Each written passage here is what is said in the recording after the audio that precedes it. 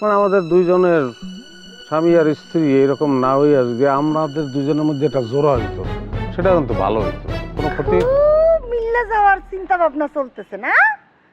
আমি পয়সা থাকতে সেটা কোনোদিন সম্ভব না। এই অসভ্য মহিলা, আরেকজনের স্বামীর সাথে তো গুজর গুজর ফুসুর ফুসুর কি রং ঢং করতে খুব ভালো লাগে না? এই আপনি কিন্তু বুঝে শুনে কথা বলুন। তোমার কিছু বলার থাকলে সেটা আমাকে বলো, তুমি তাকে বলতেছো কেন? নিজের প্রেমিকারে কিছু বললে খুব লাগে, কই আমার জন্য তো লাগে না? ওই আলগা বিটির জন্য এত দরদ কিসের?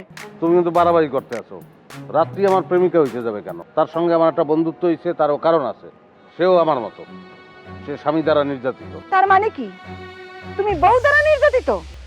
চলো আজকে তোমার বুঝামু নির্যাতন কত প্রকার ও কি কি। চলো। আরে দূর ছাড়ো, আমি জানি বউ আর বিলের স্বভাব এক। কি ধরনের ফালতু কথা? বউ আর বিড়াল এক হবে কেন? দুইটাই এক, দুইটাই কান দৌড়ে আর নামতে চায় না, নির্যাতন করে।